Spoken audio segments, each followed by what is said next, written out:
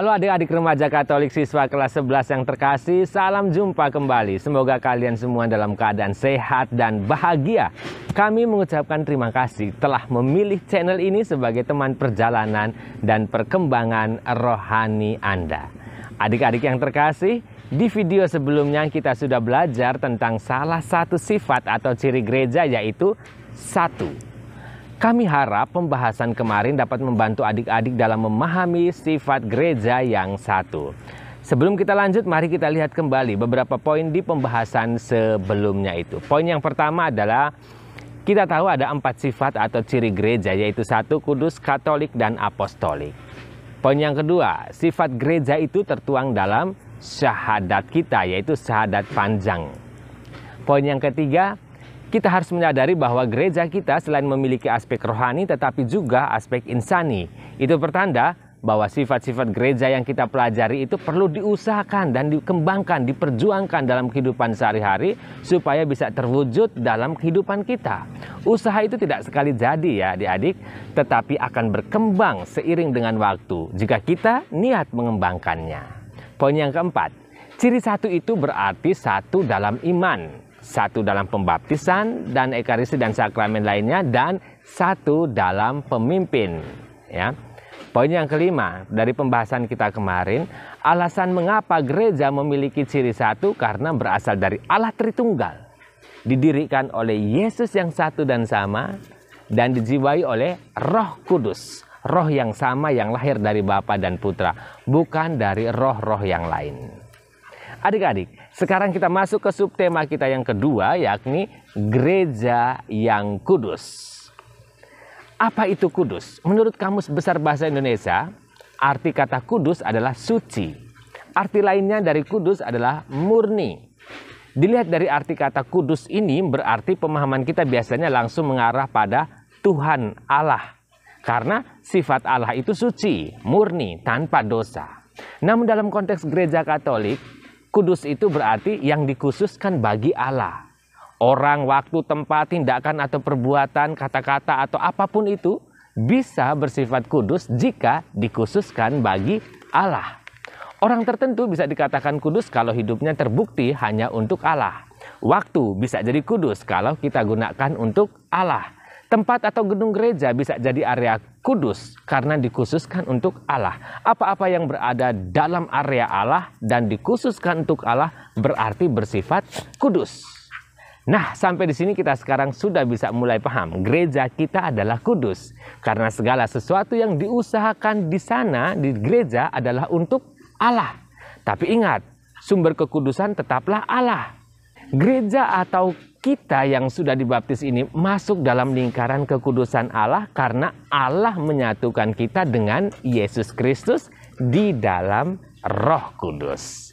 Adik-adik yang terkasih, gereja Katolik meyakini diri kudus bukan karena tiap anggotanya sudah kudus atau tanpa dosa, tetapi lebih-lebih karena dipanggil oleh Tuhan kepada kekudusan.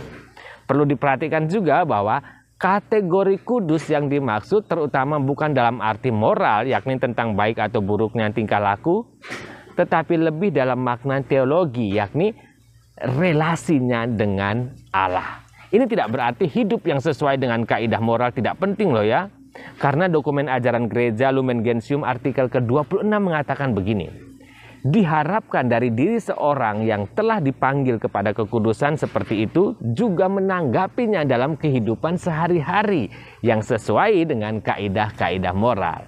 Artinya, kehidupan moral kita adalah pancaran kedekatan relasi kita dengan Allah. Adik-adik yang terkasih, sekarang mari kita lihat apa kata kitab suci tentang kekudusan kita.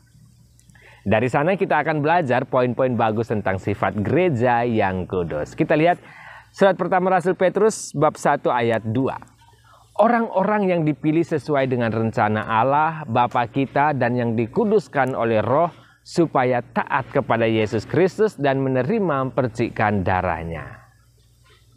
Di sini Rasul Petrus menyapa orang-orang beriman dan menjelaskan siapa mereka. Mereka adalah orang-orang yang dipilih Allah dan dikuduskan oleh Roh. Jadi Roh Kuduslah yang menemani kita, yang menaungi kita dalam proses pengudusan. Surat Rasul Paulus kepada jemaat di Roma bab 1 ayat 7 berbunyi demikian. Kepada kamu sekalian yang tinggal di Roma, yang dikasihi Allah, yang dipanggil dan dijadikan orang-orang kudus, kasih karunia menyertai kamu dan damai sejahtera dari Allah Bapa kita dan dari Tuhan Yesus Kristus. Di sini Rasul Paulus menjelaskan bahwa kita yang mengikuti Yesus dipanggil dan kemudian dijadikan kudus.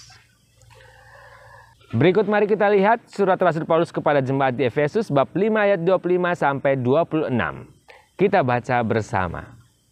Hai suami, kasihilah istrimu sebagaimana Kristus telah mengasihi jemaat dan telah menyerahkan dirinya baginya untuk menguduskannya sesudah ia menyucikannya dengan memandikannya dengan air dan firman.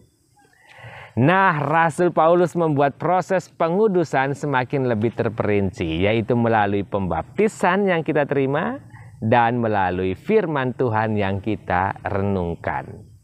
Kita lihat dalam Injil Matius bab 5 ayat 48 berbunyi, karena itu haruslah kamu sempurna sama seperti Bapamu yang di sorga adalah sempurna.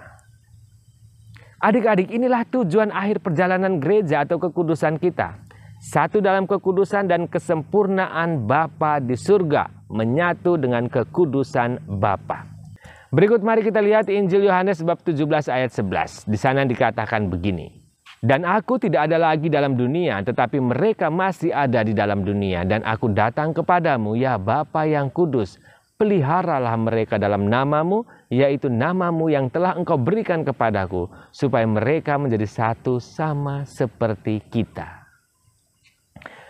Perhatikan adik-adik, Yesus yang mendirikan gereja kita ini berdoa agar kita tetap ada dalam kesatuan dengan Allah yang kudus. Itu berarti Yesus menghendaki kita bersifat kudus. Adik-adik yang terkasih, Tuhan Yesus Kristus adalah kepala gereja kita. Dalam Dia dan melalui Dia, gereja merayakan sakramen dan melakukan banyak karya amal kasih sebagai penyalur rahmat dari Allah. Rahmat kekudusan dari Allah tentunya. Jadi bisa dikatakan dalam semua tindakan gereja hadir sebagai perantara atau penyalur rahmat atau penyalur kekudusan dari Allah kepada manusia. Masing-masing kita sebagai anggota gereja telah dipanggil kepada kekudusan. Melalui sakramen baptis kita telah dibebaskan dari dosa asal. Dipenuhi dengan rahmat pengudusan, dibenamkan ke dalam misteri sengsara wafat dan kebangkitan Tuhan kita Yesus Kristus, dan kemudian dipersatukan ke dalam gereja, umat kudus Allah. Dengan rahmat Tuhan kita berjuang mencapai kekudusan. Nah, kata-kata ini kita berjuang mencapai kekudusan mengandung arti bahwa kita juga menyadari kedosaan kita. Kita adalah juga orang-orang berdosa. Kita tidak merasa diri selalu benar, tetapi kita dipanggil di tengah kedosaan kita, di tengah kerapuhan kita untuk berjuang menuju kekudusan. Seperti semangat Konsili Vatikan kedua yang mendesak kita semua untuk selalu mengusahakan kesempurnaan Kristiani dalam hidup keseharian kita. Adik-adik yang terkasih, mengakhiri pembahasan kita hari ini, mari kita hening sejenak. Pikirkanlah tindakan apa yang bisa menghantar saya pada kekudusan. Tindakan apa yang bisa membuat saya tetap berada dalam lingkaran rahmat Allah. Atau tindakan apa yang harus saya hindari supaya saya tidak berada jauh dari Allah yang kudus. Adik-adik yang terkasih, jika adik-adik merasa kesulitan menemukan caranya, cobalah baca salah satu kisah orang kudus. Atau kalian juga bisa klik salah satu video di playlist orang kudus dalam channel ini. Mereka adalah bukti nyata kekudusan. Mereka memberi teladan bagaimana setia pada jalan menuju Allah, menuju kekudusan. Dari Rumah Retret Batam Oasis Center kami ucapkan selamat merenung. Sampai jumpa lagi di video pembelajaran kita berikutnya. Salam sehat selalu. Tuhan Yesus memberkati.